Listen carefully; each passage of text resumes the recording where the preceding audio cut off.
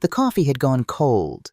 I noticed it the way you notice small things when your body is present, but your mind has already left the room. The ceramic cool against my palm, the steam long gone, the kitchen quiet in that particular way that precedes something irreversible. Savannah sat across from me at the dining table I had owned for 19 years, the same table where I had helped her with 4th grade long division, where I had signed her permission slips and her college applications, and once very late on a Tuesday night, a birthday card for a friend she would stop speaking to 3 months later. That table had held a lot of paper over the years, a lot of ordinary moments that I had not known to treasure until they were behind me. She had a folder in front of her, cream-colored, printed with a small floral watermark, the kind of folder you buy when you want something to look official. Reed sat beside her, turned slightly sideways in his chair, as if he were a spectator at someone else's event and not a primary participant in the dismantling of my life as I had known it. Savannah opened the folder. "Mom," her voice was the temperature of the coffee. "The wedding is June 14th, $42,000. She slid a printed spreadsheet across the table toward me. Itemized, color-coded. She had done her homework. "I've already told everyone you're covering it, so the only question left is, are you going to be a mother? Or are you going to be a stranger?" I looked at the spreadsheet. I looked at my daughter. I looked at the man sitting beside her who was staring at a fixed point somewhere near the centerpiece, a small ceramic rooster I had bought at a flea market in Beaufort 11 years ago, back when Saturdays still belonged to me. I thought about all the times I had sat at this table and said yes. Yes to the tuition overage. Yes to the car payment. Yes to the security deposit and the bridesmaid dress and the concert tickets and the emergency credit card that was supposed to be for emergencies. I thought about the last 18 months. I thought about the tow sec, the bank statement folded in my purse, and the call from Magnolia Events that I had received on a Monday morning 2 weeks ago that had started everything and ended everything at the same time. And then I did something I had not done in longer than I could honestly remember. I said nothing at all. To understand what happened at that table, you have to go back further than the folder, further than the 18 months, further even than the credit card. You have to go back to a hospital room in Charleston, South Carolina, 27 years ago, where a 26-year-old woman named Dorothy Hargrove held a 7-pound, 4-ounce baby girl against her chest and made a silent promise that she would never let this child feel the particular cold of being left behind. I had felt that cold myself. I knew exactly what it weighed. Gary Hargrove and I had been married for 3 years when he decided, with very little drama and no apparent guilt, that he preferred a life without obligations. He packed on a Friday. He was gone by Sunday.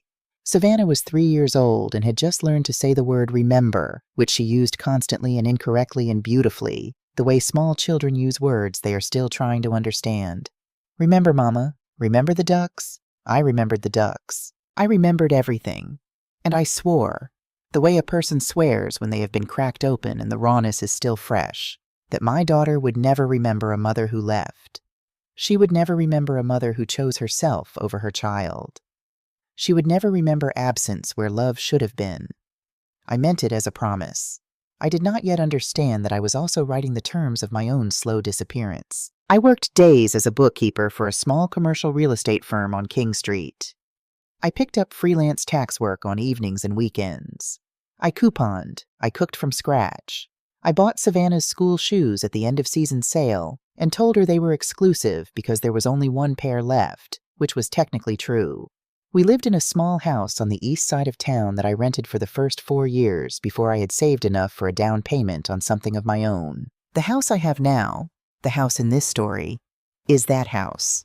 I chose it because of the kitchen window which faces east and fills with light by 7 in the morning. I chose it because of the backyard fig tree.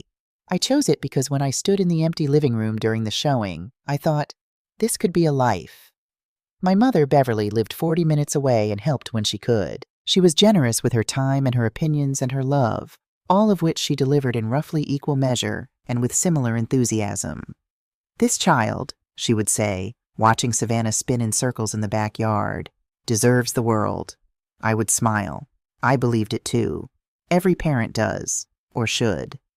What I didn't understand then was the difference between deserves the world as a feeling and deserves the world as a policy.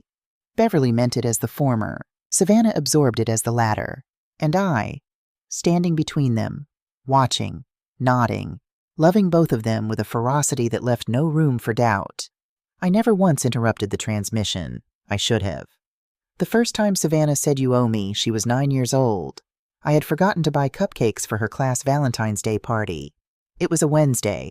I had worked late. I had picked her up from after-school care, driven through traffic, started dinner, and somewhere in the slide from one obligation to the next, the cupcakes had slipped through. She stood in the kitchen doorway in her pajamas, arms crossed, face arranged in an expression of profound injury that would have been almost comical if it hadn't been so clearly sincere. "You forgot, and now I'm going to be the only one without anything to bring. You owe me, Mom." I laughed. I actually laughed. Kids, I thought. Dramatic. "I'll drop something off in the morning," I told her. "We'll figure it out." She accepted this and went to bed, and I stayed up until 11 o'clock baking 24 heart-shaped sugar cookies from a recipe I found online, because that was easier than sitting with the discomfort of having disappointed her. In the morning, she carried them into school like a trophy. I told myself I had fixed it. I had. What I had also done, what I would not understand for another 18 years, was teach her something. I had taught her that disappointment, voiced loudly enough, produced results. That the word "oh" worked on me like a key in a lock. I did not know I was being trained. I thought I was being a mother. The years between that kitchen doorway and the dining room table are a long accumulation of the same lesson repeated in different keys. There was the high school incident when Savannah rear-ended a parked car on the way home from a party she had told me was a study session. I paid the deductible. I did not ask about the party. The asking felt less important than the fixing. There was the semester at the College of Charleston when she failed 2 classes and lost her scholarship supplement, and I quietly rerouted money I had been saving for a new HVAC system to cover the gap. I told her it wasn't a big deal. I told myself it wasn't a big deal. The following summer, I sweated through 3 months in a house where the air conditioning ran on apology and stubbornness. There was the apartment in Mount Pleasant, her first real place, which lasted 14 months before the roommate situation collapsed, and Savannah arrived at my door with her car packed and her confidence entirely intact, announcing that living alone would actually be better for her creative energy. I helped her move into a studio closer to downtown. I paid first and last month's rent because she was between paychecks. Each time I told myself, this is what mothers do. Each time, she told me the same thing, with a smile that felt like warmth and functioned like a receipt. "You always come through, Mom. I don't know what I'd do without you." I loved hearing it. I should have been more curious about what it was costing both of us. 18 months before the dinner with the cream-colored folder, Savannah called me on a Sunday evening in October. She had been crying, or was just starting to. I could hear the particular thickness in her voice that I had been able to identify since she was 4 years old. Reed's freelance design work had dried up. Her hours at the boutique where she managed social media had been cut. Their lease was up in 6 weeks, and they couldn't cover the new rate. "Just 2 months, Mom," she said. "Just until we get our feet under us. I promise." I looked around my living room, the reading lamp I liked, the bookshelf I had organized 3 times until it felt right, the fig tree visible through the back window, just starting to lose its leaves. "Of course," I said. "Come home." I meant it. I was not reluctant. This is important to say clearly because it would be easy in retrospect to cast myself as a reluctant victim. I was not. I opened the door. I moved my things into the guest room before they arrived. Not because they asked, but because I thought, Savannah sleeps better in a real room. The light in the master is nicer. It's only 2 months. That thought, it's only 2 months, became the first brick in a wall I would spend a year and a half building around myself. The dissolution was not dramatic. That's what I want you to understand. It didn't happen in one terrible moment. It happened the way water shapes rock, slowly, consistently, with no malice and tremendous effect. Week 1, Reed finished the food I had bought for the week by Thursday. When I mentioned it gently, Savannah laughed and said, "Mom, you can just get more. It's not a big deal." I got more. Week 3, I came home to find my car gone. Savannah had taken it to a hair appointment because her car needed an oil change. She had left a note. The note said, "Back by 4, don't stress." I did not stress. I sat on the porch and read until she returned, and when she did, I said nothing because she seemed tired, and I did not want to add to her stress. Month 2, the electric bill arrived. It was $91 higher than my previous highest bill. Reed kept the thermostat at 72 degrees, which is a fine temperature for a person and an expensive temperature for a house. When I raised it to 76, he turned it back down within the hour. When I said something, Savannah said, "Mom, we're not comfortable. Isn't that the point of being home?" I thought about that sentence for a long time afterward. Being home, not staying here, not your home, just being home. As if the pronoun had already shifted and I was the only one who hadn't received the notification. Month 5. I was sorting through the mail on a Saturday morning when I found an envelope I didn't recognize. Return address, Magnolia Events, Charleston, South Carolina. My name on the label. Inside, a preliminary booking confirmation for a reception venue. Guest count, 200. Date, June 14th of the following year. My name was listed as the primary contact. I stood at the kitchen counter for a long moment, reading the confirmation twice. Then I set it down and went to find Savannah, who was on the back porch with her coffee and her phone. "What's this?" I held up the envelope. She glanced at it. "Oh, we toured the venue last week. It's beautiful, Mom. It's right on the water. I figured you'd want to be involved from the beginning. I'm listed as the primary contact. Because you're more reliable than I am with emails. Savannah, I didn't agree to plan your wedding." She looked at me over her sunglasses. That look, patient, slightly amused, the look of someone who has been in this conversation before and knows how it ends. "Mom, we haven't even talked about money yet. This is just a tour confirmation. Don't make it into something." I set the envelope on the porch table. I went back inside. I did not call Magnolia Events. I did not write a note. I did not do the thing I should have done, which was to pick up the phone that morning and say clearly and without apology, "My name was used without my permission. Please remove it from your records." I did not do that. And the envelope sat on the porch table until the wind took it, and I told myself I had handled it, and I had handled nothing at all. That was the fall. By February, even the mail felt like it belonged to someone else. Envelopes addressed to me, vendors I had never heard of, a thank you card from a bridal boutique in the French Quarter that read, "So lovely to meet Savannah and her mother. We can't wait to be part of your big day." I had never been to that boutique. I had never met anyone there. My neighbor, Carol Sutton, stopped me in the driveway one gray February morning while I was taking out the recycling. "Dorothy," she said, beaming, her retriever straining at the leash, "I heard you're throwing Savannah the most beautiful wedding Charleston has ever seen. A reception at Magnolia Events, that's something. You must be just over the moon." I stood with the recycling bin in my hands. "Over the moon," I repeated. Carol smiled and moved on, the dog trotting ahead of her, and I stood in my driveway in the cold February air and understood, with the clarity of something long approaching that has finally arrived, that a story had been told about me without my participation, that I had been cast in a role, generous mother, devoted funder, endlessly available resource, and that the casting had been done so thoroughly, so publicly, that correcting it would now require an act of will that I was not sure I possessed. I went back inside. I made a pot of coffee. I sat at the kitchen table, my kitchen table, with the morning light coming through the east window, the light that had made me choose this house. And I looked at my hands for a long time. Then I called my friend Nora Whitfield. "I need to talk," I said. "I'll bring the good stuff," she said, which meant the expensive tea she kept for serious conversations. She was there in 20 minutes. We sat at that same table and I told her everything. The venue confirmation, the credit card I hadn't checked in months, the way the word home had shifted tense without anyone asking me, the way I had moved into my own guest room and called it generosity. Nora listened without interrupting, which was her greatest gift and the reason I had kept her close for 30 years. When I finished, she wrapped both hands around her mug and said simply, "Dot, how long have you known?" I thought about it honestly.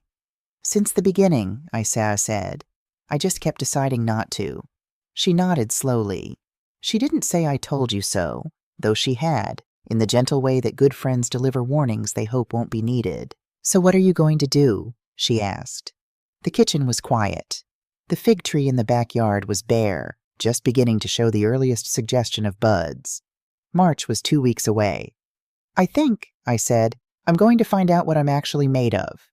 I made an appointment with Dr. Patricia Albright that same week. I had been referred to her 2 years earlier after a particularly difficult stretch, and I had gone 3 times and then stopped going because things had smoothed out, and I had told myself I was fine.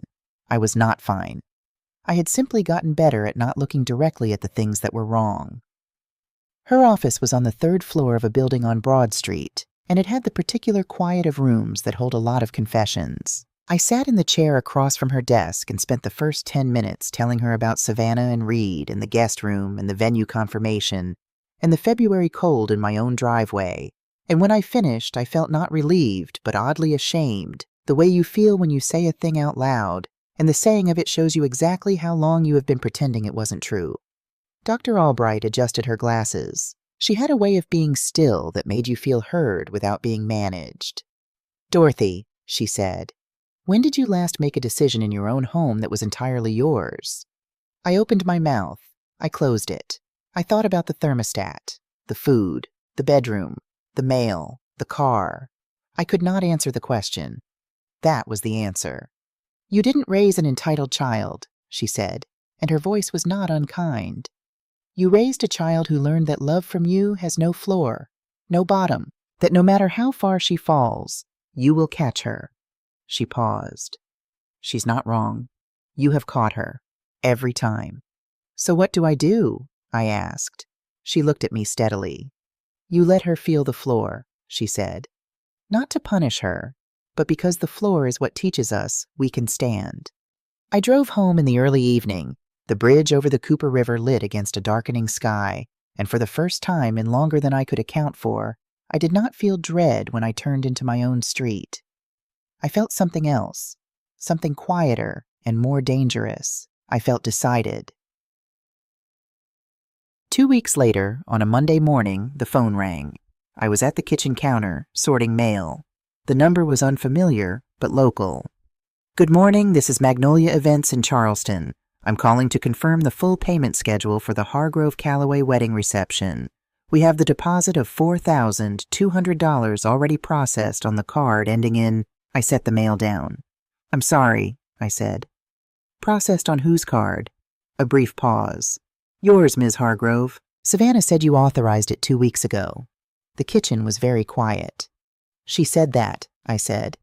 "Yes, ma'am. She provided the last 4 digits herself. She said you were handling all vendor communications going forward." I thanked the woman. I told her I would be in touch. I ended the call and stood at the counter for a long moment with my hand still on the phone. Then I opened my banking app and looked at my credit card statement. The card I had given Savannah 8 months ago for emergencies only, with a limit I had kept deliberately low and a standing agreement that she would tell me before using it. Magnolia Events, $4,200, 14 days ago. Petal and Bloom Floral Design, $890. 3 weeks ago. Golden Hour Photography Studio, $1,100. 5 weeks ago. La Belle Bride Boutique, $600. 6 weeks ago. $6,790. Charged without a word, without a conversation, without so much as a text that said, "Mom, is this okay?" I stood at that counter for 20 minutes. I did not cry. I did not call Savannah. I did not call the bank to dispute the charges, not yet. I took the bank statement from the printer. I folded it once. I placed it in my purse. And I started making dinner because Savannah and Reed would be home by 6, and I had decided that this conversation was going to happen at the table. My table. In my house. On my terms. For the first time in a very long time, I knew exactly what I was going to say. I set the table properly that evening. Not the way I usually did on weeknights. A placement, a fork, a glass, the minimum architecture of a meal. I mean properly. The linen placemats I kept folded in the second drawer. The good plates, the ones with the thin blue rim that I had bought at an estate sale in Somerville the year I moved in and had used maybe a dozen times since because there was never quite the right occasion. Candles, 2 of them, squat white pillars, centered between the salt and the ceramic rooster that Reed had been staring at the last time everything changed. I was not doing this to be theatrical. I was doing it because I needed the formality. I needed the table to look like a place where serious things were said clearly and heard completely, not a surface where conversations dissolved into distraction and plates got cleared before anything was resolved. I made chicken, roasted, simple, the kind of recipe I could execute without thinking because I needed my thinking for other things. Roasted potatoes, green beans with almonds. A meal that said, "I am still a person who takes care." I am simply no longer a person who takes care at any cost. They came in at 6:10. Reed first, dropping his keys on the counter the way he always did, in the spot that was not designated for keys and had simply become the key spot through repetition. Savannah behind him, unwinding a scarf, already looking at her phone. "Smells good," Reed said. He had the decency to sound a little surprised. We had been eating a lot of takeout lately, or rather, they had been eating takeout that appeared in the refrigerator without anyone discussing who had paid for it. "Sit down," I said. "Both of you." Something in my voice, some calibration they had not heard before, made them both look up. Savannah sat. Reed sat. I brought the food to the table and sat across from them, and for a moment the only sound was the small settling of the house and the distant noise of a neighbor's television through the wall. No one reached for the serving spoon. Savannah broke first. She always did. Patience was not among the things I had accidentally taught her. "Mom, we need to talk about the wedding." She straightened in her chair. Her voice had the quality of something rehearsed, not in a dishonest way exactly, but in the way of a person who has gone over a conversation enough times in their head that the edges are worn smooth. "I know we haven't sat down and really discussed the details yet, but June is not that far, and there are decisions that have to be made soon." "I agree," I said. "Go ahead." She blinked. She had expected more friction at the entry point. She recalibrated and reached to her left, where she had apparently set a bag when she came in. From it, she withdrew a folder. Cream-colored, floral watermark. The same one. She opened it and slid the printed spreadsheet across the table toward me. I looked at it without touching it. Venue, $14,000. Catering, $11,500. Photography, $4,200. Florals, $3,800. Music, $2,500. Dress alterations, hair, makeup, cake, invitations, favors, transportation. Every line neat and justified and adding up, at the bottom of the page, to a number printed in slightly larger font as if size alone could normalize it. $42,000. "The total is $42,000, Savannah said. She said it the way you state a fact that is not up for debate. The sky is blue. Charleston in July is humid. The wedding costs $42,000. I know it's a lot, but this is once in a lifetime and I've done the research, and honestly, Mom," she leaned forward slightly, "with your savings and the equity in this house, it's completely manageable." The candles flickered. Neither of them had touched their food. "You looked at my equity," I said. Not a question. Reed shifted in his chair. He reached for his fork and then seemed to think better of it. "I was just pointing out," Savannah said, "that the money exists. It's not like you're spending it on anything major." "The money exists. Not like you're spending it on anything." I looked at my daughter across the table that had held 27 years of our life together. The permission slips and the birthday cards and the long division worksheets. And now this color-coded spreadsheet with her future itemized in columns. The assumption of my participation so complete that it had not occurred to her to ask. I reached into my purse. I took out the folded bank statement. I smoothed it once against the tablecloth and placed it in front of her, turning it so she could read it. 2 weeks ago, I said, Magnolia Events called me. They were confirming the payment schedule. I kept my voice level. I had practiced this in the car on the way home from Dr. Albright's office, and in the kitchen while the chicken was in the oven, and in the brief silence between Reed's key hitting the counter and both of them sitting down. They told me that $4,200 had been charged to my card, a card I gave you for emergencies. Savannah looked at the statement. Her expression did not change in the way I had expected. No guilt, no flinching. Instead, she looked up at me with something closer to impatience. "The wedding is an emergency, Mom. We needed to hold the date. There is also a charge from Petal and Bloom Floral Design, $890, from Golden Hour Photography, $1,100, from LaBelle Bride. Those were just deposits. Savannah, $6,790, charged without asking me, without telling me, without a single conversation. I knew you would say yes." The room went very still. Reed's fork was still hovering over his plate. He set it down without using it. "You knew I would say yes," I repeated. "You always do." She said it simply, without cruelty, which was somehow worse. It was not a manipulation. It was a fact she had assembled from decades of evidence.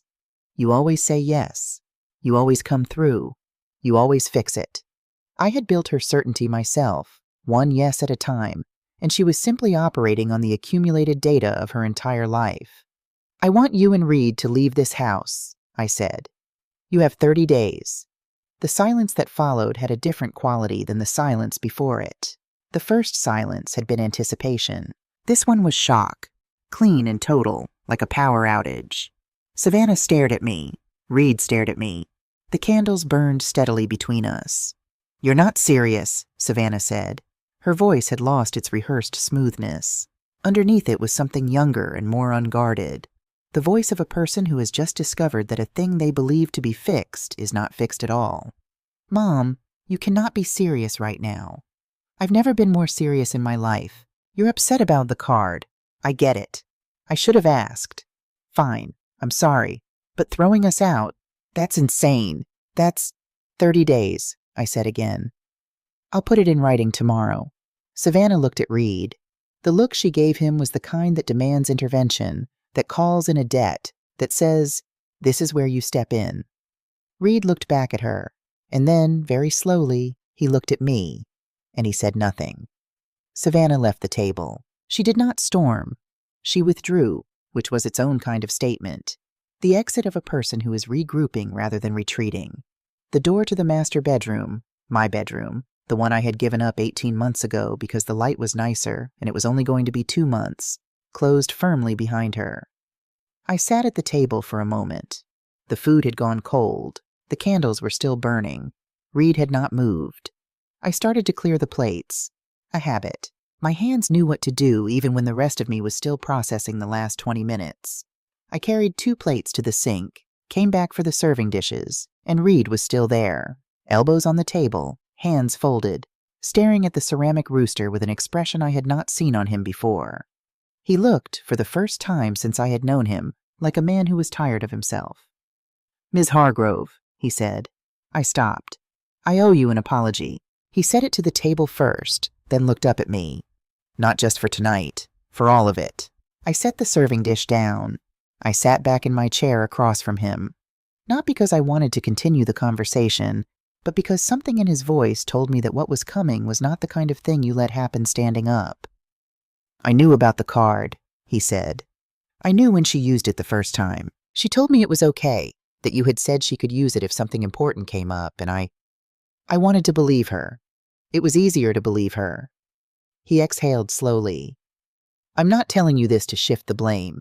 I made a choice to stay quiet, and that choice is on me. I looked at him. 29 years old. A man who had spent 18 months in my house eating my food and adjusting my thermostat and perfecting the art of occupying a space without taking responsibility for it. I had written him off, mostly. He had been furniture to me for so long that I had stopped expecting him to have interior weather. There's more, he said. Go ahead. She told people you were covering the wedding 4 months ago, not recently. 4 months ago, before the card, before the venue deposit. She told her friends, her mother's book club, people at her work. She told your neighbor Carol. He paused. I heard her on the phone one night. I asked her about it the next morning. She said, he stopped, seemed to be choosing between versions of what came next. She said, Mom always comes through. That's just who she is. It's not really a lie if it ends up being true. The kitchen clock ticked. It's not really a lie if it ends up being true. I had raised a philosopher. Why are you telling me this? I asked. Not unkindly, genuinely. Reed unfolded his hands and pressed them flat on the table. He looked at them as if checking that they were still his. Because she loves you, he said. I want to be clear about that. She genuinely loves you, but she loves the version of you that has no limits, the version that bends. He was quiet for a moment. And I've been thinking lately that I don't know if I can build a life with someone who only knows how to love without limits. Because eventually, he stopped. Eventually what? I asked. Eventually she'll run out of people willing to have none. We sat with that for a moment. The candles had burned down to their middle thirds. Outside, a car passed slowly on the street, its headlights sweeping briefly across the kitchen wall. I'm going to go, Reed said. He pushed back from the table. Not because you asked me to, because I think I've been using this house as an excuse to avoid a conversation I should have had with Savannah a long time ago. And I can't have it here. He stood. He looked at me one last time. "You're doing the right thing, Ms. Hargrove." "I know it doesn't feel that way." "It doesn't feel like anything yet," I said honestly. "Ask me in 6 months." He almost smiled. Then he went down the hall, and I heard the quiet sounds of a man packing efficiently, the soft drag of a bag, the zipper, the particular silence of careful movements made by someone who is trying not to wake anything up. 20 minutes later, the front door opened and closed. I sat in my kitchen alone. I did not feel victorious. I did not feel relieved. I felt the way you feel at the end of a very long day of difficult work, depleted and purposeful at the same time, wrung out but not empty. I blew out the candles. I went to bed in the guest room. For the last time. She found out in the morning. I heard her before I saw her, the particular sound of Savannah realizing that the other side of the bed was empty, and had been empty all night, and that the bag Reed kept on the chair in the corner was gone. A silence, then footsteps, then her voice, unguarded in a way it almost never was, calling his name once down the hallway. Then the knock on my door. I was already awake. I had been awake since 5, lying in the thin gray light of the guest room, looking at the water stain on the ceiling that I had been meaning to address for 3 years. I was not anxious, exactly. I was waiting. There is a difference. "Come in," I said. She opened the door. She was still in her pajamas, hair loose, face stripped of the composure she usually wore like a second skin. She looked young. She looked, for a flickering moment, like the child who had stood in the kitchen doorway at 9 years old and told me I owed her cupcakes, before the calculation had fully set in, before she had learned to weaponize what I had taught her. "Where is he?" she asked. "He left last night." "He... what? He left? Where did he go?" "I don't know, Savannah. He didn't tell me." She stood in the doorway with her hand on the frame, and I watched her process this, the confusion cycling into something sharper, something searching for a place to land. "Did you say something to him?" she asked. "Did you tell him to leave?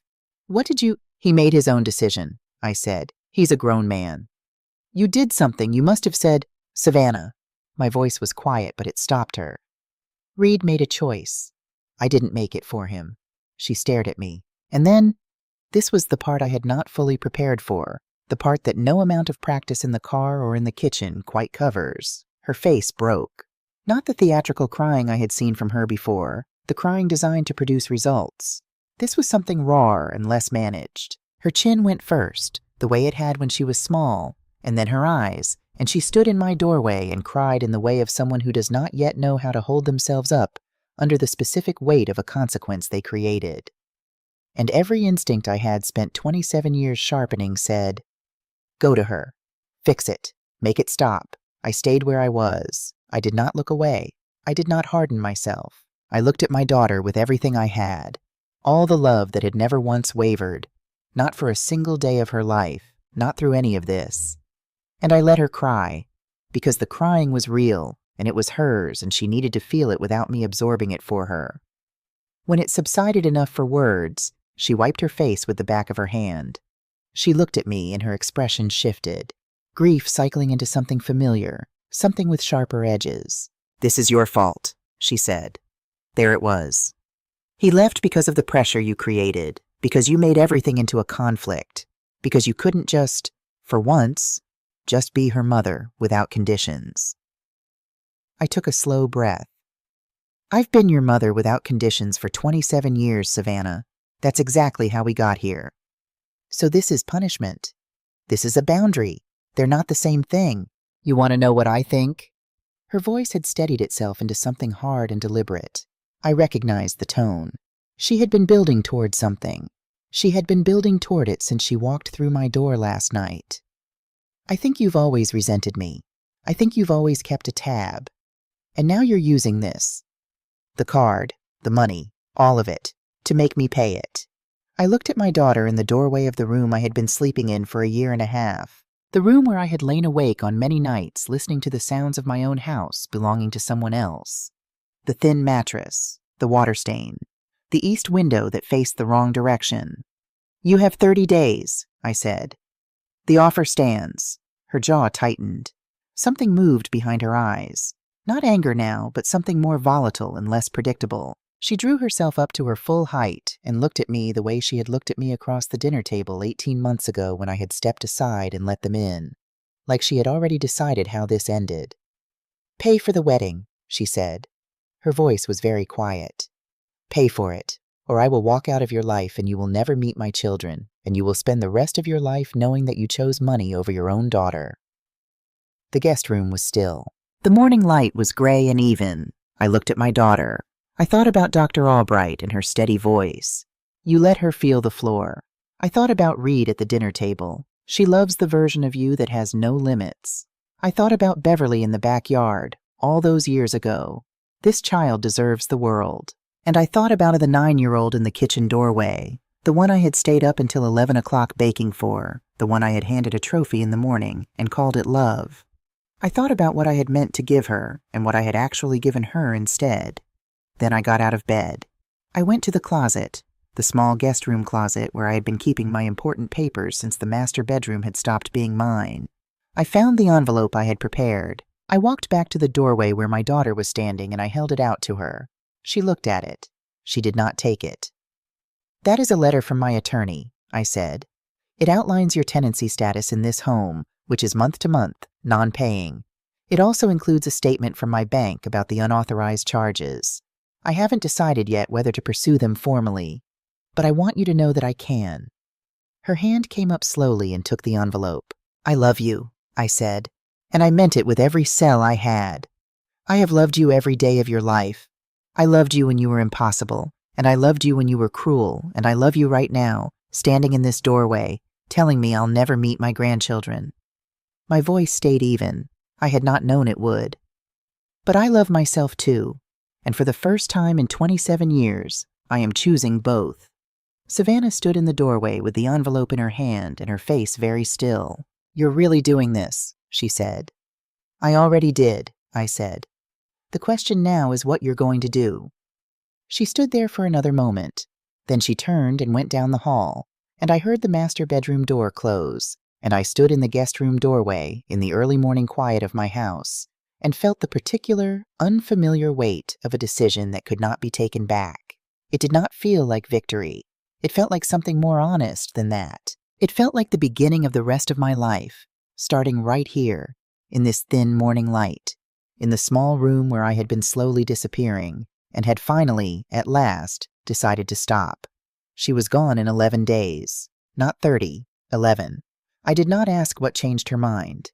I did not stand in the doorway and watch her load the car. I did not offer to help carry boxes or ask where she was going or press a folded bill into her hand at the last moment the way I would have done a year ago, the way I would have done 6 months ago, the way some part of me still wanted to do even now, because the wanting does not disappear, just because you have finally understood where it leads. I heard the front door close at 2:30 on a Tuesday afternoon. I was in the kitchen, going through a stack of mail that had accumulated over the previous week. Invoices, a few vendor statements addressed to me that I did not recognize, the ordinary paper debris of a life that had been partially commandeered and was now being slowly reclaimed. The house went quiet in a different way than it had been quiet before. Before, the quiet had been conditional. It was the quiet of a house holding its breath. The quiet between footsteps, between the refrigerator opening and closing, between the thermostat being adjusted and the air conditioning kicking on. It was the quiet of absence temporarily interrupted. This quiet was different. It was whole. I set the mail down. I stood in the middle of my kitchen with the east-facing window and the morning light and the herbs in small pots on the sill that had somehow survived 18 months of being rearranged and ignored, and once, memorably, moved to a different window entirely because Savannah thought they looked better there. I moved them back to the east window. Then I went and stood in the doorway of the master bedroom. I did not go in right away. I just stood there and looked at it. The room I had chosen when I bought this house. The room I had given up so easily and told myself it was generosity. The afternoon light came through the curtains at an angle. The bed was made, at least. Savannah had always made the bed, I'll give her that. I changed the sheets. It took 20 minutes. I did it slowly, smoothing each corner with more attention than was strictly necessary, because the smoothing felt important. Because some things need to be done carefully to feel real. When I was finished, I sat on the edge of the bed in the room that was mine again. I did not cry. I did not feel the rush of relief I had perhaps expected. I felt instead a quiet, steady thing settling inside me. Not happiness exactly, not yet, but the precondition of it. The cleared ground. I sat there until the light changed. Nora came by that Friday, the way she had been coming by every Friday since October, the standing appointment we had fallen into without ever formally making. She walked through the door, took one look at me, and said, "You look like yourself." "I don't know what that means," I said, but I smiled when I said it. "It means your shoulders are down," she said. "They've been up around your ears for a year and a half. Sit down. I brought the good tea." We sat at the kitchen table and I told her what the 11 days had been like. The careful, quiet reclamation of ordinary things. The herbs moved back to the east window. The good plates washed and returned to the cabinet I preferred. The thermostat set to 76 degrees, where it had stayed without argument for the first time in a year and a half. The refrigerator, stocked on a Sunday and still mostly full the following Friday. "I cooked breakfast for myself on the first morning," I told her. "Just eggs and toast. And I sat at the table and ate them hot." I paused. I almost cried. Nora looked at me over her mug. Over eggs? Over the fact that no one interrupted them. She was quiet for a moment. Then she said, "Dot, are you okay? Really okay?" I thought about the question the way it deserved to be thought about. Not the reflexive fine. I'm fine that I had been issuing for years. The conversational placeholder that meant please don't ask follow-up questions. "I'm sad," I said. "I miss her. Not the version of her that was here, not the entitlement and the demands and the way she made me feel invisible in my own house, but the version underneath that, the one I still believe is in there." I wrapped my hands around my mug. I keep thinking about her at 9 years old, the way she'd come find me in the middle of the night when she had a bad dream. She'd just stand next to the bed until I woke up. She never asked. She'd just stand there until I noticed her. Nora was quiet. "I noticed her every time," I said. "I always noticed her." "She knows that," Nora said. "I hope she does." I looked out the east window. The fig tree was budding, the first real green of early spring showing at the tips of the branches. I hope she's somewhere right now having to figure out something difficult without calling me, and I hope it's hard, and I hope she does it anyway. "That's the most motherly thing you've said in months," Nora said. I laughed. It surprised me. The realness of it, the way it came from somewhere unclenched. I had not laughed like that in a long time. "I have an appointment with Dr. Albright on Monday," I said. "Good. I'm going to keep going this time." "Good," Nora said again. And then she refilled both our mugs and we talked about other things. Her sister's renovation, the new restaurant on East Bay Street, the fig tree, and whether it would fruit better this year if I pruned the lower branches. And for a while, the conversation was just a conversation, light and unhurried, the kind that is only possible when the house you're sitting in actually belongs to you. The nights were harder. I will not pretend otherwise, because this story is not about a woman who set a boundary and immediately felt wonderful. It is about a woman who set a boundary and then lay awake at 11 o'clock wondering whether she had just lost her daughter forever, and whether the price was worth paying. And whether the person who had decided it was worth paying had access to information that the person lying awake in the dark did not. I thought about the things Savannah had said, not the ultimatum. I had made my peace with the ultimatum, but the quieter accusations. "You've always resented me. You've always kept a tab." I turned them over in the dark the way you turn over a stone, looking at what lives underneath. Was it true? I examined it honestly, the way Dr. Albright had taught me. Not to defend myself, not to prosecute myself, but to look without agenda. I did not find resentment. What I found was grief. 27 years of loving someone with your whole self and slowly discovering that somewhere in the loving, you had taught them to see you not as a person, but as a function. I was not resentful of Savannah. I was heartbroken for both of us. For the mother who had poured herself out thinking it was love, and for the daughter who had drunk it down thinking it was her due. That is not resentment. That is a tragedy without a villain. I told Dr. Albright this on Monday morning. She looked at me for a long moment. "That might be the most important thing you've said since you started coming here," she said. "I should have started coming here sooner," I said. "Most people say that." She tilted her head slightly. "What matters is that you're here now." 3 weeks after Savannah left, on a Thursday night at 11:47, I know because I looked at the clock the moment the phone lit up. My phone rang. I had been reading in bed, which had become my new ritual. A book, an actual physical book, in the room that was mine, with the lamp I liked at the angle I preferred. The window cracked just enough to let in the March air. Small, whole pleasures. The kind I had not noticed losing until I had them back. The screen said, Savannah. I held the phone for 2 full rings.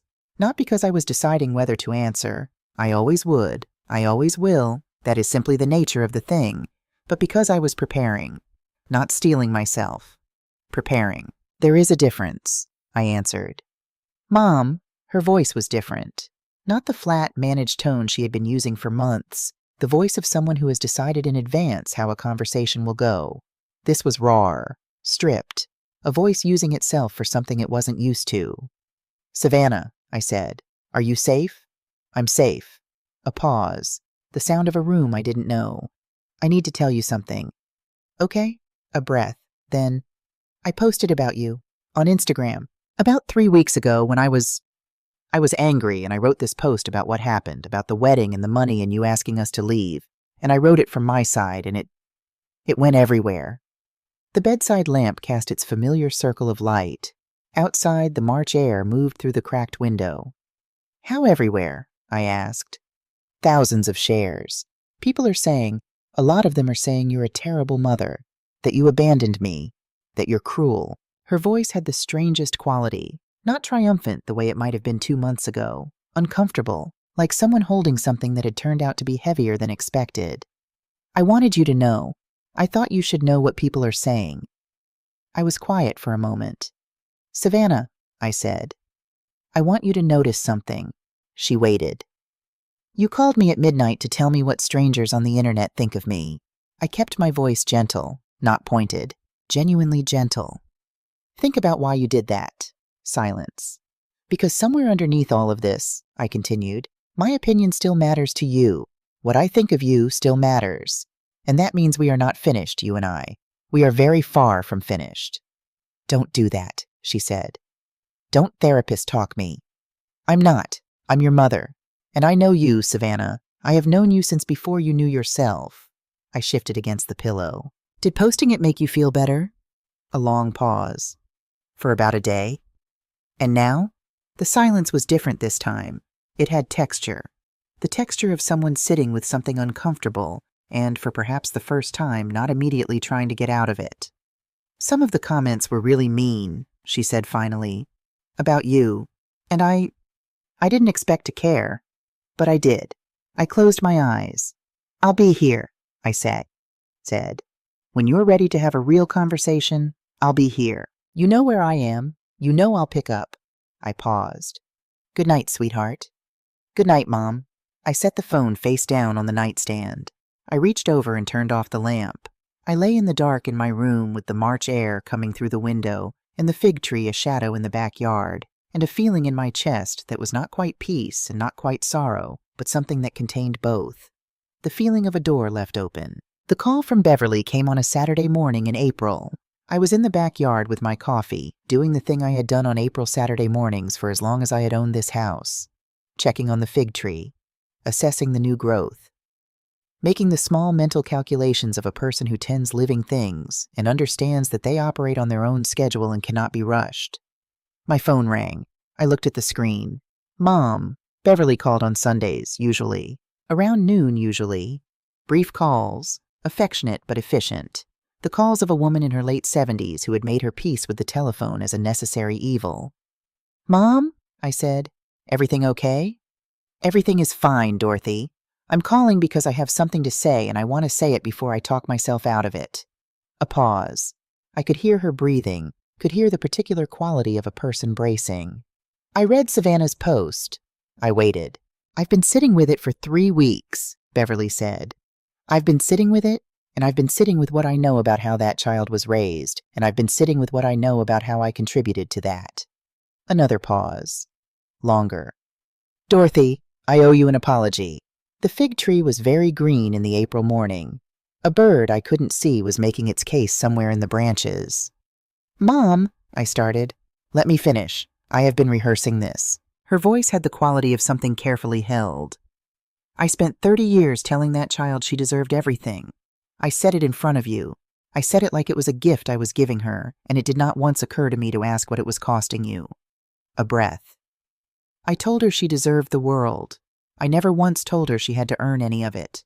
I never once said, you have to be the kind of person who deserves what you're given. I just kept handing her the idea of herself as someone special, and I left you to manage the consequences of that idea. A silence. I think I owe you both an apology for that. I stood in my backyard in the April light and did not speak for a long moment. My mother was 78 years old. She had grown up in a family that did not apologize. Not from cruelty, from a particular stoic tradition that mistook silence for strength.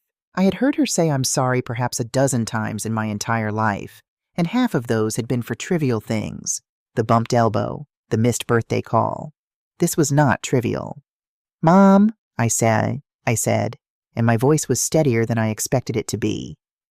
Thank you. You don't have to thank me. I should have said it years ago. You're saying it now. A pause. How is she? Beverly asked. How is Savannah, really? I don't know, I admitted. I think she's working through something. I think it's hard for her. I'm trying to let it be hard without making it easier. That's the right thing, Beverly said. That's what I should have let you do 20 years ago. A pause. You were always a better mother than you knew, Dorothy. You loved her too hard in the wrong direction.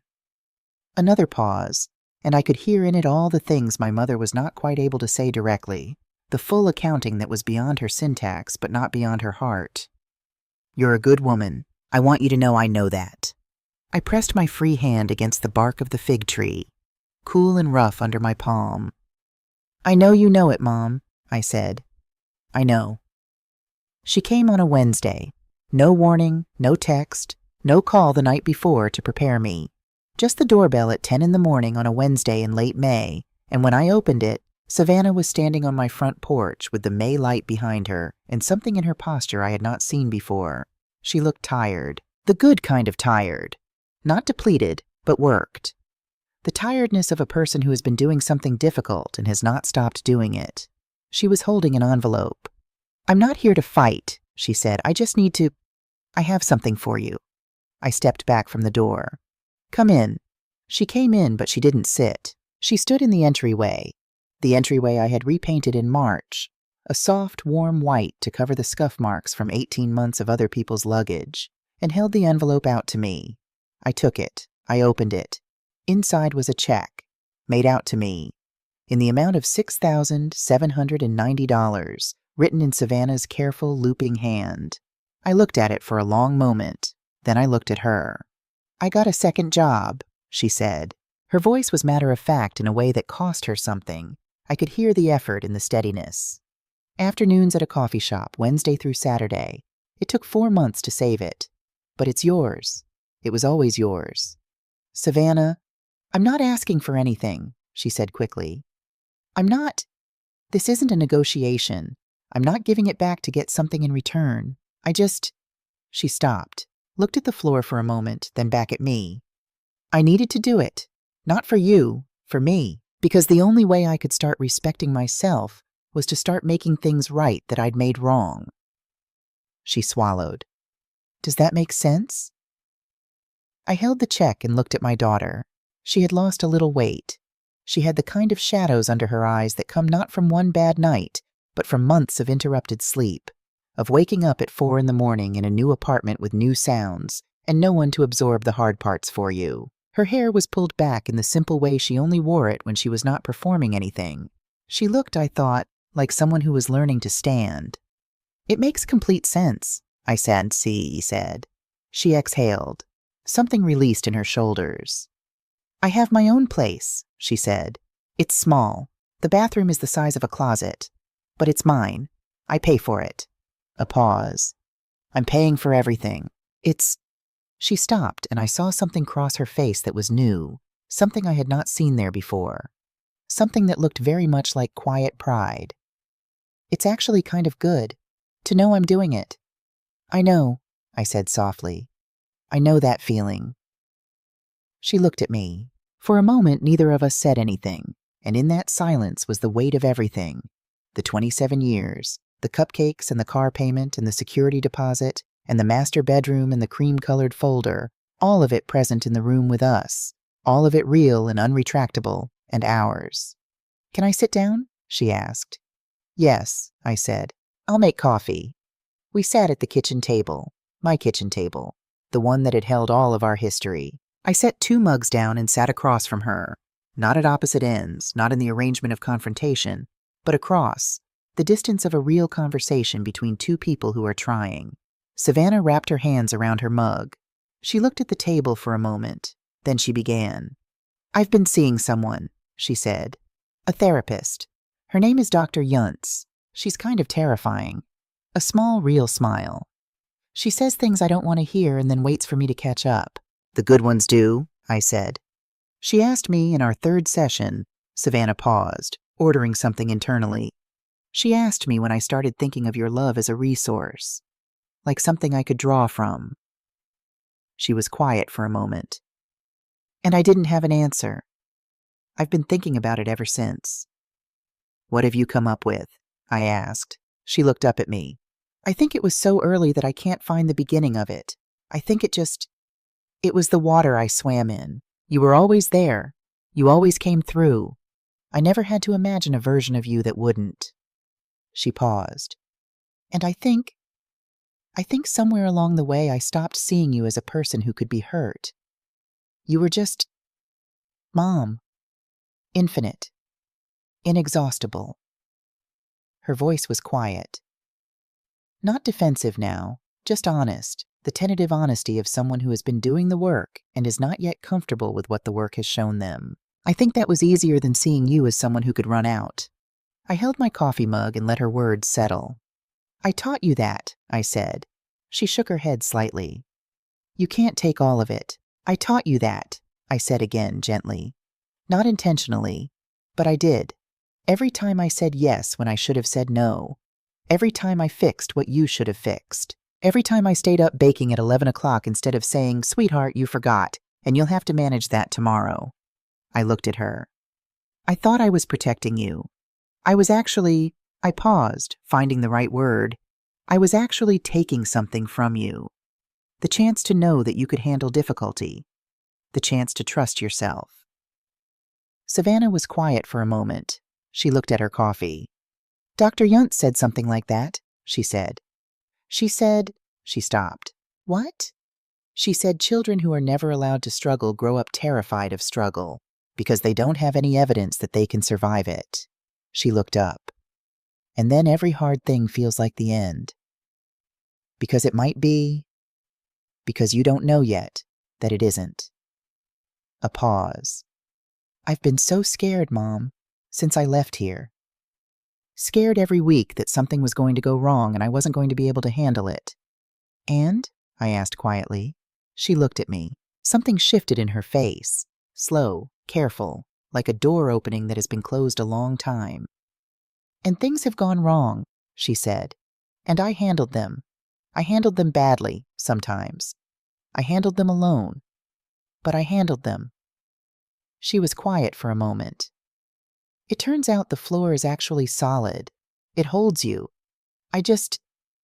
She almost laughed. "I just never stood on it long enough to find that out." "You let her feel the floor," Dr. Albright had said. "Because the floor is what teaches us we can stand." I reached across the table and placed my hand over my daughter's.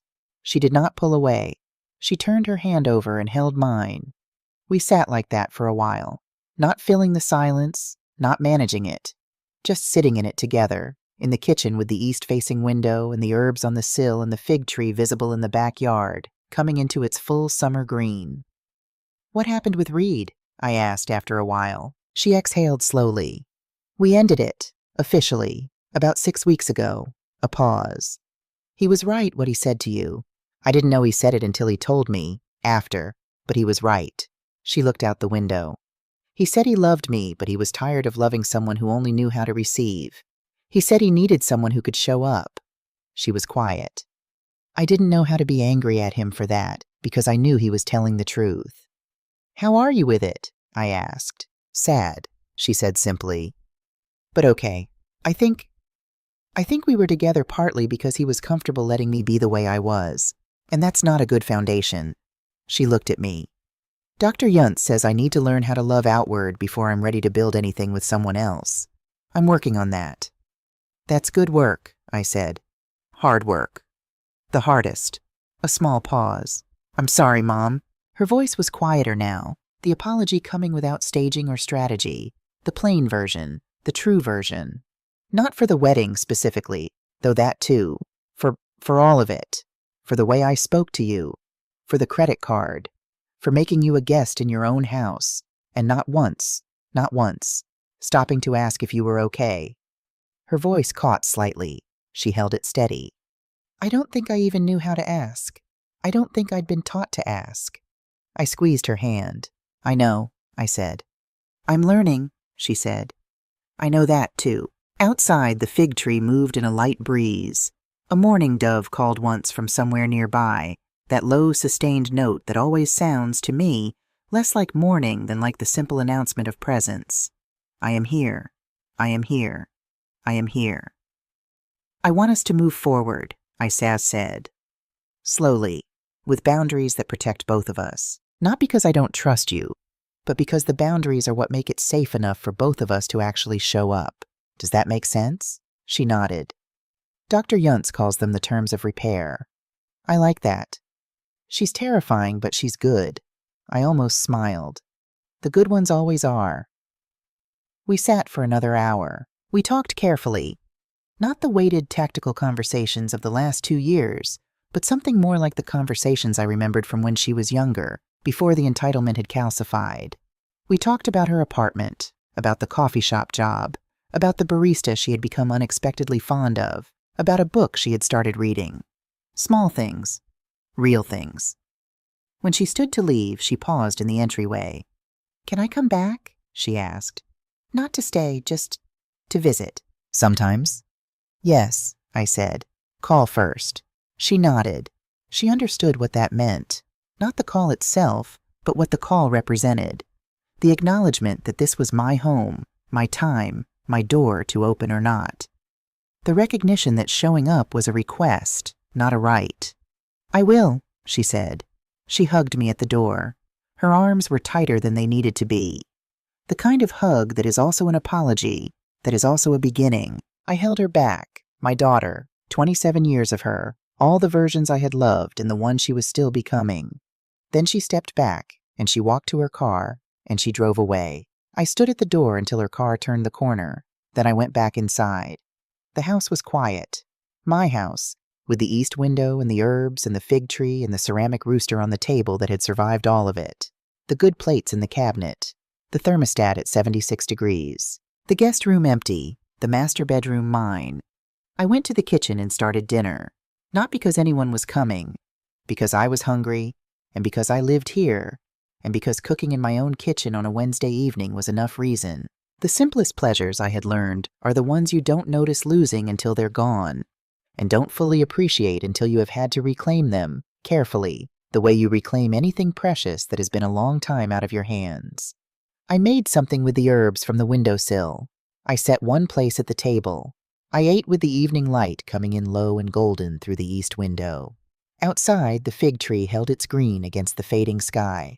I thought about what Dr. Albright had said in one of our recent sessions. The goal was never to stop loving her. The goal was to love her in a way that leaves room for both of you. I had spent 27 years loving my daughter in a way that left no room for me. I had thought that was the definition of motherhood. I had been wrong. Not about the love, but about the room. You can love someone completely and still require space to exist. You can give freely and still keep something for yourself. You can catch someone when they fall, and also, finally, when the time comes, take your hands away and let them find their feet. That is not abandonment. That is faith. And sitting at my kitchen table, in my house, in the evening quiet of a life that was mine again, I finally understood the difference. The restaurant on East Bay Street was new enough that I still felt a small note of pleasure every time I walked in. The pleasure of a discovery that was still fresh, not yet worn down by repetition. Savannah was already there when I arrived. She had gotten a table by the window, the good one with the view of the street. She had ordered water for both of us and was looking at her phone with the particular expression of someone who is not really looking at their phone, but is managing the small social anxiety of arriving first somewhere. She looked up when I came in. She smiled. Not the smile I had watched her use for years, the one that was also a tool, that carried expectation in its corners. This was simpler than that. This was just a person who was glad to see their mother. "Hi," she said. "Hi, baby," I said and sat down. We ordered. We talked. She told me about a customer at the coffee shop who had come in every day for a month, ordering the same complicated drink, and then, last Tuesday, had ordered something entirely different, and how this had apparently been a significant event among the staff. She told me about a class she was thinking of taking, interior design, just an introductory course, just to see. She told me that her apartment bathroom had a new shelf, and that the shelf had made the bathroom feel 3 times larger, which she recognized was an illusion, but was choosing to embrace. I told her about the fig tree, how it had fruited more generously this year than any year I could remember. Small, dark, perfect figs that I had been making into jam. I had a jar for her in my bag. She took it with both hands, the way you take something you actually want. "How's Dr. Yuntz?" I asked. "Terrifying," she said. "Good." A pause. She says I'm making progress. I think what she means is that I'm finally asking the right questions, even if I don't have the answers yet. "That is progress," I said. We walked out together after, into the October afternoon. The light in Charleston in October has a particular quality, lower and softer than summer, with a warmth that doesn't overwhelm. The kind of light that makes the city look like a painting of itself. On the sidewalk, she hugged me. "Same time next month?" she asked. "Call me," I said. "We'll figure it out." She nodded. She understood. A month ago, she might have heard that as a hedge, as a condition, as evidence of withheld certainty. Today, she heard it as what it was, an open door, with trust on both sides of it. She walked to her car. I watched her go, my daughter, walking away in the October light, her shoulders straight, her step unhurried, the gait of someone who has somewhere to be and her own means of getting there. I turned and walked in the other direction. The harbor was 3 blocks east. I walked toward it, as I often did when the afternoon was good enough for walking, and found the bench I liked near the water's edge. I sat. The harbor moved. A pelican coasted low over the surface with the complete indifference of a creature that has mastered its medium. I thought about the 27 years. I thought about the woman who had made a promise in a hospital room and had kept it in ways that were loving and ways that were damaging and ways that were both at once. I thought about the guest room and the thermostat and the cream-colored folder with the floral watermark. I thought about Reed at the kitchen table saying she loves the version of you that has no limits. I thought about Beverly in the backyard, the fig tree, the 9-year-old in the kitchen doorway, and the old familiar equation I had carried for so long that I had stopped noticing its weight. More love equals less pain. More giving equals less leaving.